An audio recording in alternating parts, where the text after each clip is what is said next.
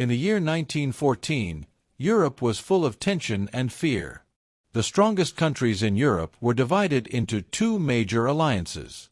One group was called the Triple Entente, which included France, Britain, and Russia. These countries were worried about Germany, which had become the most powerful nation in Europe. The other group was known as the Triple Alliance. It included Germany, Austria-Hungary, and Italy. Germany feared that it was being surrounded by enemies on all sides. Austria-Hungary was trying to hold together its weak and unstable empire, while Italy hoped to gain land, especially from France. For years, Europe was like a powder keg, ready to explode.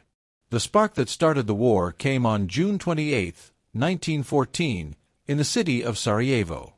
On that day, Archduke Franz Ferdinand, the heir to the throne of Austria-Hungary, was assassinated. He was killed by a 19-year-old Slavic nationalist named Gavrilo Princip. Austria-Hungary believed that Serbia had helped the assassin. Because of this, Austria-Hungary sent Serbia a very harsh ultimatum with many humiliating demands. Serbia accepted some demands but rejected others. This was not enough for Austria-Hungary, so it declared war on Serbia. Soon after, Austrian forces began shelling the Serbian capital, Belgrade. Russia, led by Tsar Nicholas II, felt a strong duty to protect Serbia because both nations were Slavic and shared cultural ties. Russia ordered its army to mobilize. Germany had promised full support to Austria-Hungary. German leaders believed that war with Russia was unavoidable and that it was better to fight sooner rather than later, as Russia was growing stronger every year. When Russia mobilized its army, Germany used this as a reason to mobilize its own forces and declare war on Russia. Germany knew that fighting Russia would also mean fighting France, Russia's ally. To prepare for this, Germany had created a detailed military strategy called the Schlieffen Plan. According to this plan, German armies would quickly move through neutral Belgium, surround the French army, and capture Paris. This would allow Germany to defeat France quickly before turning east to fight Russia, whose large army would take more time to prepare. Following this plan, Germany declared war on France. Within weeks, nearly 6 million soldiers were marching to war across Europe. However, Italy chose to remain neutral. The Triple Alliance did not require Italy to join an offensive war. At the same time, the United States also declared neutrality. President Woodrow Wilson and most Americans did not want to become involved in a European conflict. Britain was an ally of France, but at first, it was unclear whether Britain would join the war. Everything changed when German troops invaded Belgium, a country whose neutrality Britain had promised to protect. Britain sent an ultimatum to Germany, demanding that its troops withdraw from Belgium. Germany ignored the demand. As a result, Britain declared war on Germany. A British Expeditionary Force was sent to France. Meanwhile, the German advance was slowed down by strong Belgian resistance, especially at fortified cities. During the invasion, German troops committed violent acts against Belgian civilians. These events were heavily reported and exaggerated by Allied propaganda, which helped turn public opinion in neutral countries against Germany. France, unaware of the full German plan, launched Plan 17, a major offensive into German territory. This led to the Battle of the Frontiers, where both sides suffered massive casualties. The French were forced to retreat. The British army fought German forces at the Battle of Mons, but they were heavily outnumbered. The British troops eventually retreated alongside the French army. Finally, the Allies made a last stand at the River Marne, about 40 miles from Paris. In a desperate counterattack, they managed to stop the German advance. This victory saved Paris and marked a turning point in the early stages of the war. After the Battle of the Marne, the German army was pushed back. Both sides suffered terrible losses, with around 250,000 soldiers killed or wounded. Even though no side won a clear victory, the fighting did not stop. Both the German and Allied armies tried to outflank each other by moving north. This struggle became known as the Race to the Sea. Each side hoped to go around the other and gain an advantage. Instead, the fighting continued through a series of hard battles. One of the most important battles during this time was the First Battle of Ypres. The Allies fought desperately to hold their positions and successfully stopped a German breakthrough. However, the cost was very high, and heavy losses were suffered by both sides. After this, the armies began to dig deep trenches along the entire front line. This line stretched for about 350 miles, from the North Sea all the way to Switzerland. Soldiers dug trenches to protect themselves from deadly machine gun fire and powerful artillery shells. Life in the trenches was extremely hard and dangerous. This marked the beginning of trench warfare, which would define the war in the West for years. The war at sea. At sea, British warships won the first major naval battle of the war at the Battle of Heligoland Bight. In this battle, British ships sank 3 German cruisers. Britain had the strongest navy in the world, with 29 modern battleships, compared to Germany's 19. Because of this naval power, Britain imposed a naval blockade on Germany. This blockade aimed to stop food, weapons, and other supplies from reaching German ports. The goal was to weaken Germany's economy and force it to surrender. However, a new and deadly weapon soon appeared. Just 1 week later, the British cruiser HMS Pathfinder was sunk by a submarine-launched torpedo. This was the first time in history that a submarine had sunk a warship in this way. German U-boats or submarines could travel up to 9,000 miles on the surface and then dive underwater to attack ships without warning.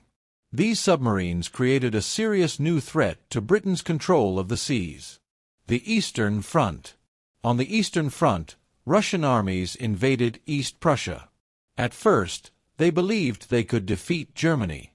However, the Russians made serious mistakes.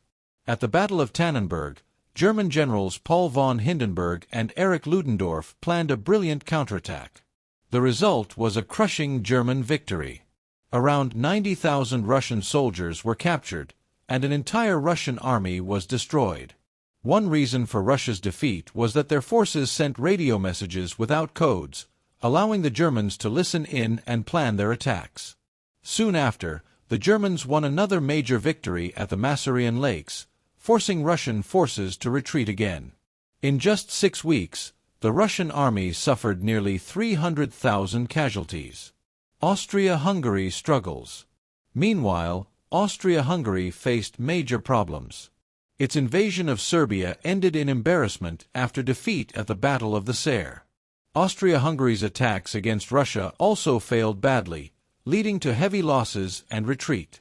More than 300,000 Austro-Hungarian soldiers were killed, wounded, or captured. The fortress town of Przemysl was surrounded and besieged by Russian forces. Because of these defeats, Germany was forced to step in and help its ally. Germany launched a diversionary attack toward Warsaw, hoping to relieve pressure on Austria-Hungary. This led to weeks of brutal winter fighting near the Polish city of Lodz. The conditions were harsh, and although the fighting was intense, no clear winner emerged. New nations joined the war. At this time, the Ottoman Empire joined the war on the side of the Central Powers. It declared war on its old enemy, Russia. Ottoman warships attacked Russian ports such as Odessa and Sevastopol, while Russian troops crossed into Ottoman territory in the Caucasus region. The war beyond Europe. The war quickly spread beyond Europe to the world's oceans and overseas colonies. In East Africa, German troops crossed into British East Africa, modern-day Kenya, and captured Taveta. At the same time, Allied forces took control of the German colony of Togoland, modern-day Togo. However, the Allies did not always succeed. British forces invading German Cameroon were defeated at Garoua and Sanakang. In German Southwest Africa, modern-day Namibia, a force of about 3,000 Allied soldiers was captured at Saint-Fontaine. 1 month later, British landings at Tanga ended in chaos and defeat. Even though the German defenders were much smaller in number in East Africa, a small German force led by Colonel Paul von Lettow-Vorbeck was cut off from Germany. Even though he had limited supplies and very few soldiers, Lettow-Vorbeck began a successful guerrilla war against the Allied forces. He used surprise attacks and quick movements to avoid capture. His campaign forced the Allies to send large numbers of troops to chase him across Africa, tying down soldiers who could have been used elsewhere. War in Asia and the Pacific. In Asia, Japan honored its treaty with Britain and declared war on Germany. Japanese forces quickly attacked and captured the German naval base at Qingdao in China. At the same time, Germany's colonies in the Pacific began to fall. New Zealand troops took control of German Samoa, while Australian forces captured German New Guinea. These victories removed Germany's influence from much of the Pacific region. However, Germany still had a powerful naval force operating far from Europe. In the Pacific Ocean, near the coast of Chile, German Admiral Maximilian von Spee led the East Asia Squadron.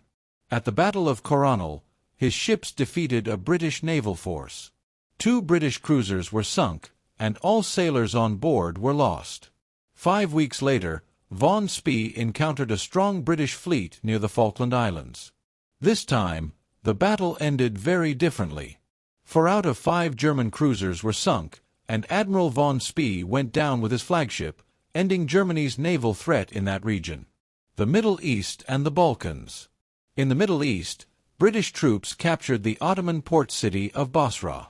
This victory was extremely important because it protected access to Persian oil, which was vital for fueling the British Navy. That winter, Austro-Hungarian forces finally managed to capture Belgrade, the capital of Serbia. However, their success did not last long. Serbian troops launched a counterattack and forced the Austrians to retreat once again. By this time, the fighting in Serbia had already caused around 200,000 casualties on each side, showing how brutal the conflict had become. Raids and offensives in Europe.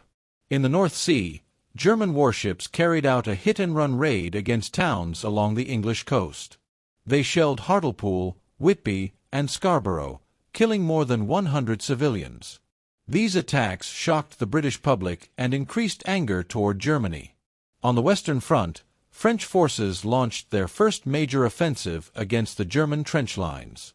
This attack became known as the First Battle of Champagne. The French gained only a small amount of ground, and the cost was terrible. Around 90,000 French soldiers were killed or wounded, showing how deadly trench warfare had become.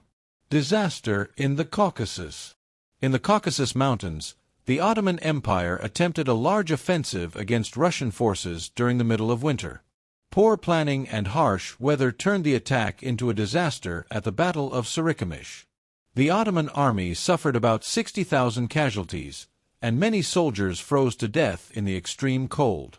The Christmas Truce. On the Western Front, the first Christmas of the war brought a rare moment of peace. In some areas, soldiers on both sides agreed to a short truce. They climbed out of their trenches into no man's land, the dangerous area between enemy lines. For a brief time, enemies talked, exchanged small gifts, and even played football together. Sadly, this moment of peace did not last long. Soon, the fighting resumed, and the war continued with the same deadly intensity.